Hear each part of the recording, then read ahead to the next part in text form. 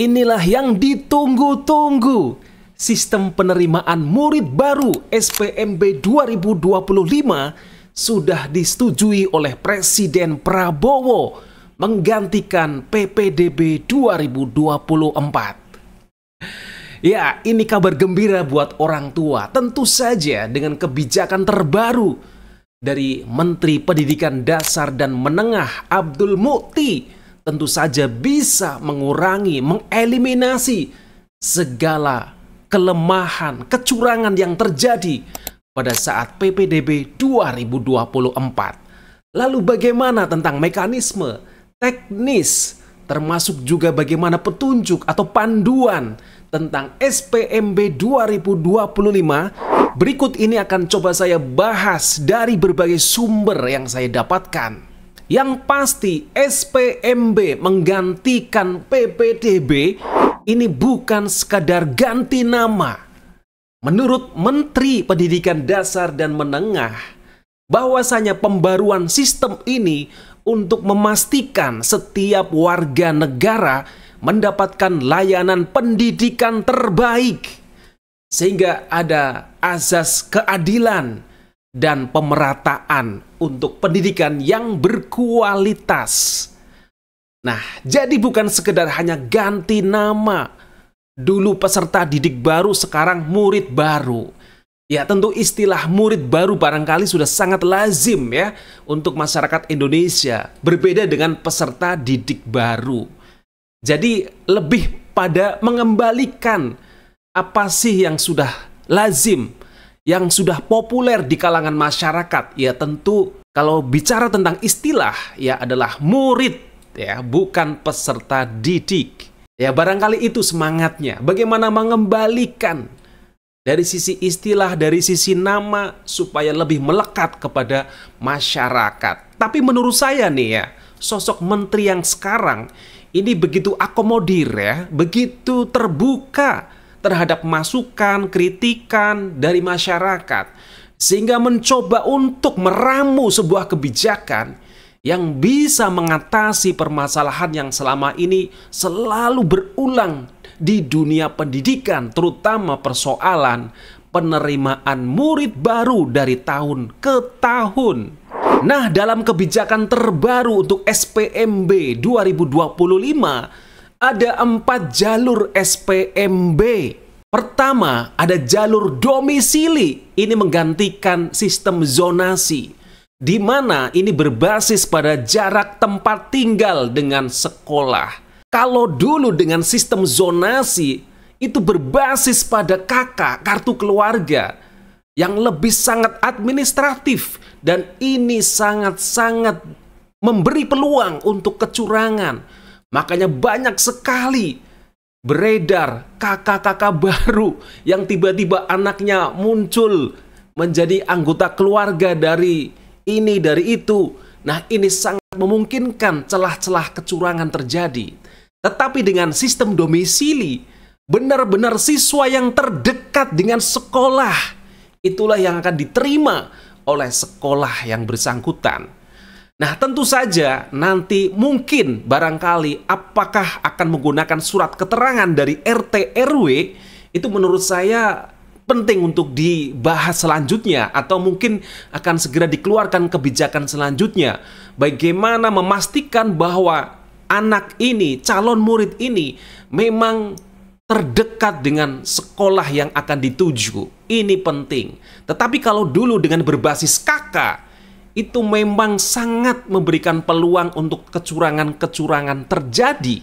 Tapi kalau sekarang dengan domisili, benar-benar nanti siswa yang selama ini dekat dengan sekolah yang bersangkutan, itulah yang akan menjadi prioritas utama untuk diterima. Itu adalah jalur domisili. Yang kedua, ada jalur afirmasi.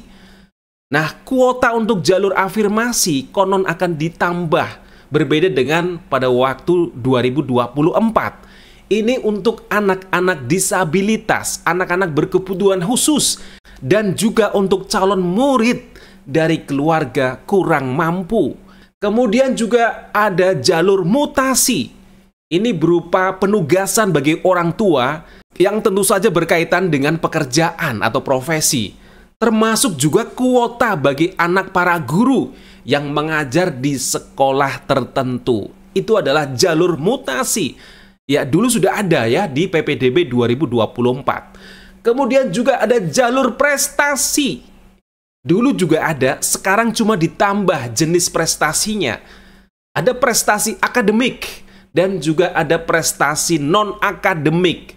Nah, kalau dulu di PPDB 2024 untuk prestasi non-akademik itu biasanya bidang seni dan olahraga. Kali ini ditambah dengan bidang kepemimpinan. Artinya anak-anak yang aktif di OSIS, di pramuka, itu juga akan diprioritaskan menjadi siswa atau calon murid jalur prestasi.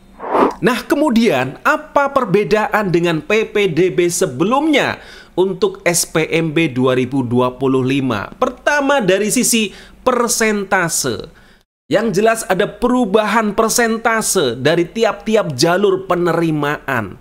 Tadi sudah saya bilang, nanti untuk jalur prestasi ada penambahan kuota.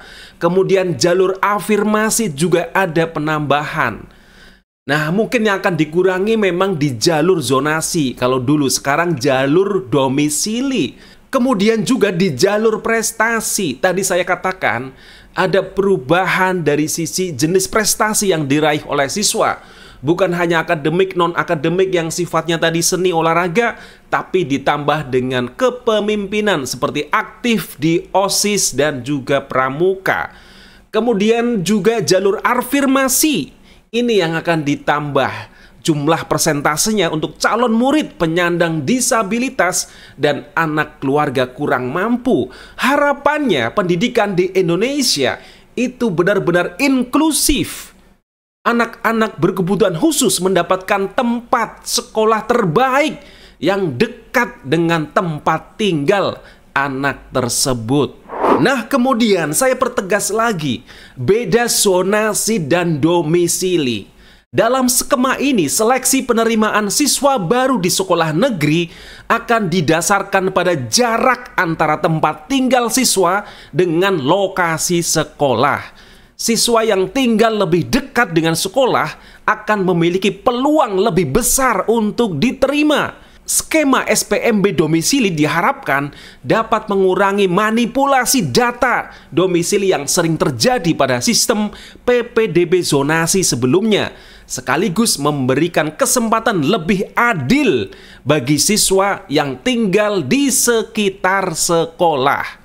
Tentu saja nanti murid baru akan menyertakan keterangan domisili dari RT atau RW setempat. Tentu nanti akan diatur dalam peraturan Menteri Pendidikan Dasar dan Menengah. Kita tunggu saja seperti apa teknis tentang surat keterangan domisili. Yang pasti tidak menggunakan KK lagi. Nah, menurut saya ini hebatnya dalam SPMB 2025. Bagaimana sekolah swasta dilibatkan masuk menjadi salah satu sekolah pilihan di SPMB 2025. Tentu saja nanti pemerintah daerah akan diwajibkan menggandeng sekolah swasta untuk menampung siswa baru. Tentu saja konsekuensinya Pemda menanggung biaya murid tersebut di sekolah swasta. Karena kita tahu keberadaan sekolah-sekolah negeri itu terbatas, apalagi di jenjang SMP dan SMA.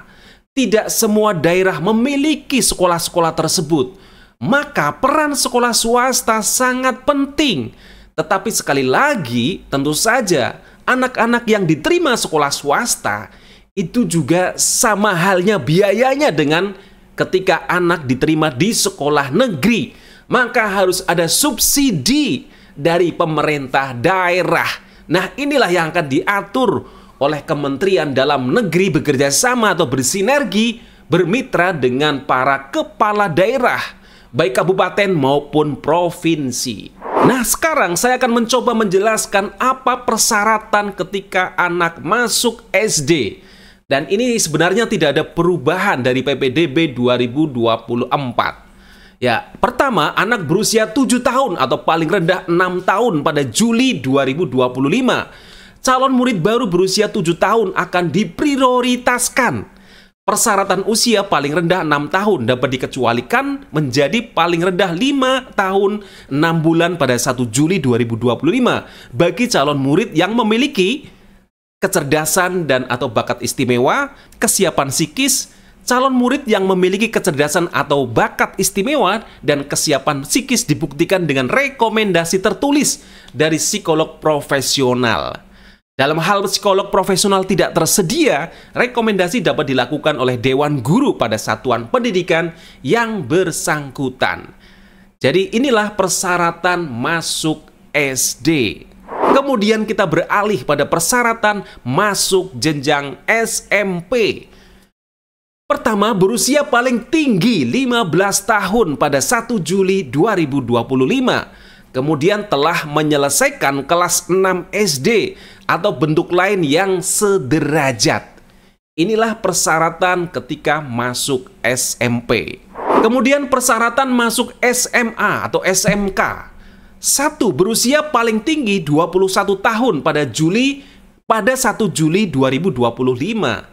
2. Telah menyelesaikan kelas 9 SMP atau bentuk lain yang sederajat. Nah, tadi saya katakan bahwa SPMB 2025 sudah disetujui oleh Presiden Prabowo. Tinggal kita menunggu peraturan Mendikdasmen tentang SPMB 2025. Tentu tentang petunjuk teknis bagaimana tentang SPMB 2025 supaya masyarakat, terutama orang tua dan anak-anak calon murid baru tidak kebingungan dalam memilih sekolah-sekolah terdekat. Nah, ini yang menurut saya juga keren dari menteri yang sekarang. Bagaimana nanti rancangan dari peraturan menteri ini tentang SPMB akan dilakukan uji publik. Uji publik ini dilakukan oleh Kemendikdasmen bersama beberapa pihak, termasuk berbagai kementerian dan lembaga terkait seperti Kementerian Dalam Negeri, Kementerian Agama, Kementerian Sosial, dan Ombudsman. Selanjutnya ada kepala-kepala dinas pendidikan provinsi dan kabupaten atau kota, penyelenggara pendidikan masyarakat, kepala sekolah negeri dan swasta, juga hingga pakar-pakar atau peneliti pendidikan. Itu akan dilibatkan dalam uji publik tentang SPMB 2025. Nah, itulah informasi yang bisa saya berikan tentang SPMB 2025. Tentu ini menjadi harapan baru bagi orang tua, calon murid yang dulu ketika PPDB 2024 dan sebelumnya terus saja menuai permasalahan, menuai pro kontra, terutama tentang zonasi yang berbasis pada KK, dan itu sangat mudah untuk dimanipulasi, bahkan juga melibatkan orang dalam sekolah, bisa memainkan kuota dan lain sebagainya. Nah, harapan kita SPMB 2025 bisa berjalan dengan lancar dan baik, tentu saja transparan. Nah, ini penting, harus dijaga betul transparansi dari setiap tahapan SPMB 2025, baik mulai dari jenjang SD, SMP, SMA, atau SMK. Sekian saja konten saya, semoga bermanfaat dan sampai jumpa.